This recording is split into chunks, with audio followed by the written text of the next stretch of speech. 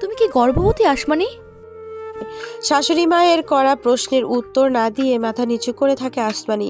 শাহেদা বেগম বুঝে যায় তার সন্দেহই ঠিক। এক নিদারুণ কষ্ট আর বাঁধ ভাঙা আনন্দে সে কাঁদতে থাকে। আজকে তার বাড়িতে কত খুশির একটা খবর নিয়ে এসেছে মেয়েটা, অথচ সে খুশি হতে পারছে না। সবকিছু স্বাভাবিক থাকলে আজ হয়তো এই মধ্যবিত্ত ঘরে ছোট্ট ছোট্ট মাংসের টুকরো আর বেশি করে আলু দিয়ে বিরিয়ানি হতো। তার স্বামী হয়তো দইয়ের সাথে মিষ্টিও আনতো। সে হয়তো নিজের সামান্য অলংকার তার বৌমার হাতে পরিয়ে দিত। কিন্তু এমন কিছুই হচ্ছে না। আপনি কি আমার উপর রেগে আছেন আম্মা? সায়েদা বেগম বিগলিত হেসে বলে, না মা, আমার ছেলে তার কর্মফল ভোগ করছে, তাকে তার পাপের শাস্তি তো পেতেই হবে। আসমানির মাথা নিচু করে থাকা সায়েদা বেগমকে বলে, এখান থেকে গেলে হয় না মা? কাঁদতে কাঁদতে বলে, হয় না মা, আমার সন্তান এখানে একজন খারাপ বাবার পরিচয় বড় হোক তা আমি চাই না। এই নোংরা সমাজ আমার সন্তানকে ভালোভাবে বাঁচতে দেবে না মা। সে স্বাভাবিকভাবে বড় হবে না, সবাই তাকে ভালোভাবে বাঁচতে দেবে না মা। আমি চাই না আমার সন্তান তার বাবাকে খারাপ চিনে বড় হোক। যখন আপনার ছেলে আমাদের কাছে ফিরে আসবে তখন আমার সন্তানের বোধ বুদ্ধি হবে, সে নিজেই বুঝতে পারবে তার বাবার উদ্দেশ্য খারাপ ছিল না।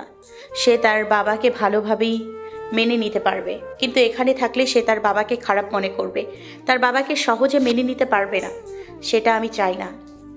সায়েদা বেগম ভীষণ ভালো লাগলো আসমানির বিচার বুদ্ধি দেখে। মনে মনে ভাবলো, আমার ছেলেকে যে মেয়েটা এখনো ভালোবাসে সেটুকুই যথেষ্ট। তুমিও কি বাকি সবার মতো আমাকে মেনে নিবে না দিশা? তুমিও কি আমার ভাইয়ার করা ভুল শাস্তি আমাকে দিবে? দিশা মাথা নিচু করেই বলে, বাকি সবার মতো আমার মা তোমার মা ভাইয়ের কাজকে খারাপ বলছে, কিন্তু বাবা সাপোর্ট করছে। নাবিল বেশ স্বাভাবিকভাবেই প্রশ্ন করে, আর তুমি? আমি জানি না, কিন্তু ভালো তো আমি তোমাকেই বেসেছি, তোমার ভাইকে নয়। দিশার কথায় নাবিল মুচকে হাসে। এত শত খারাপ সংবাদের মাঝেও তার ভালোবাসার মানুষটা যে তারই আছে, সেটাই তো তার কাছে দুঃস্বপ্ন। ছাদে বসে একা একাই চন্দ্রবিলাস করছে আসমানি। নিজের গর্ভের সন্তানের সাথে একা একাই কথা বলছে সে। সে জানে কোনো উত্তর সে পাবে না, তবুও বিড়বিড় করছে সে। নিজের নিয়তিকে মেনে নিয়েছে সে, নিজের ধাক্কে ধাতস্থ করেছে, আর কখনোই কষ্ট পাবে না সে। মাত্র তো 14 বছর, তখন সন্তানের বয়স কত হবে? 13 বছর কিংবা তার একটু উপরে। আসমানি খোলা আসমানের দিকে তাকিয়ে বলে, তুমি দেখছো তো আমার সই, দেখছো তো আমার কষ্ট। তুমি কি কষ্টে আছো? তোমার বাবার কিসের কষ্ট? তুমি তো একাই থাকো, তোমার তো কেউই নেই, তাই কাউকে হারানোর ভয়ও নেই। কিন্তু আমাকে দেখো, আমি সব হারিয়ে নিঃস্ব হয়ে গেলাম। আমার গর্ভের সন্তানেরও আমি ছাড়ার কেউই থাকবে না, আমি ছাড়া। মা, আসমানি ভাবির চাচি কল করেছিলেন। আসমানি ভাবির একটা মেয়ে হয়েছে।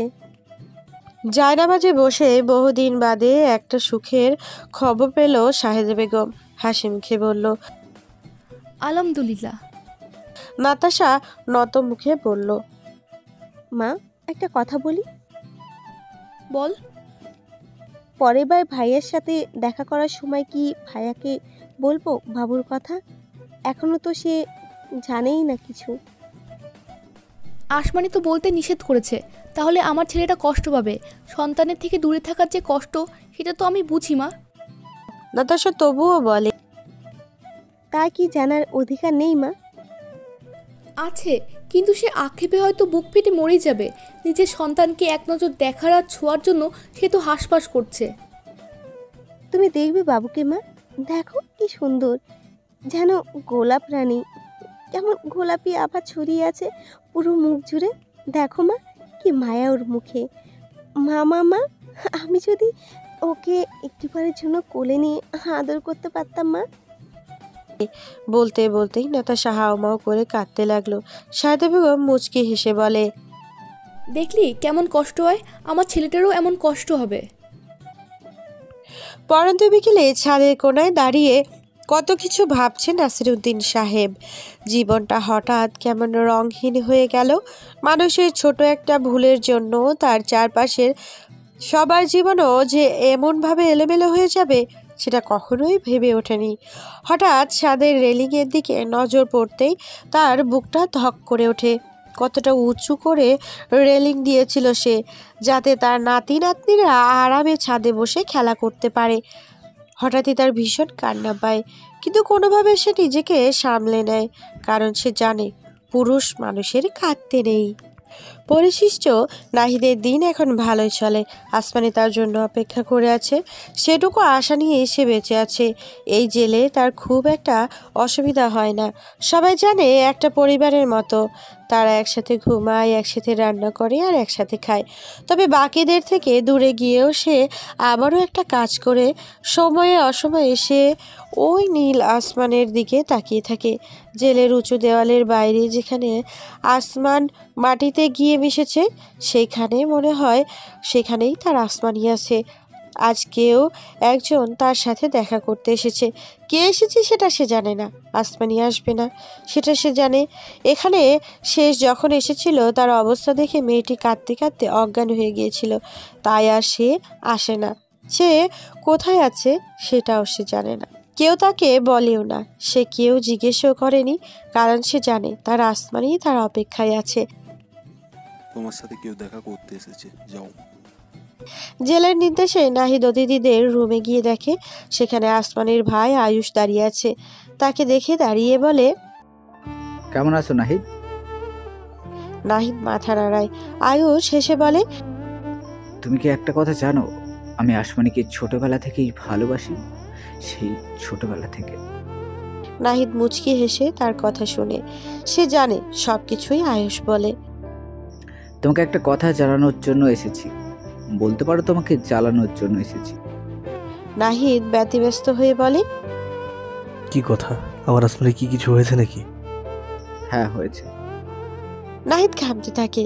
সে অধৈর্য হয়ে বলে, কি হয়েছে আমার আসমানির? কি হয়েছে ওর? ও ঠিক আছে?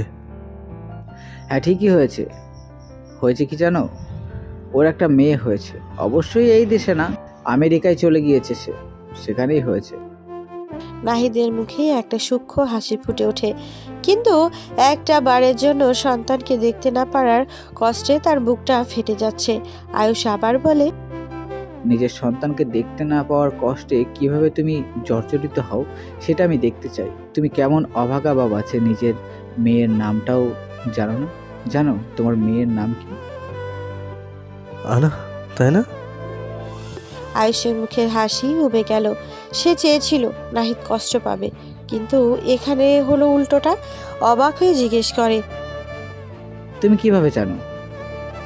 নাহিদ তার ছেলের হাসি দিয়ে বলে, কারণ নামটা আমি দিয়েছি। আয়ুষকে আর কিছু বলার সুযোগ না দিয়ে নাহিদ নিজের কামরায় ফিরে আসে। চোখ বন্ধ করে অনুভব করে তার সন্তানকে। মনে মনে আসমানিকে ধন্যবাদ দেয়। অন্ততপক্ষে তার সন্তান এমন একটা দেশে তো আছে যেখানে কেউ তাকে বলতে পারবে না তুই কয় আনা, 2 আনা নাকি 4 আনা।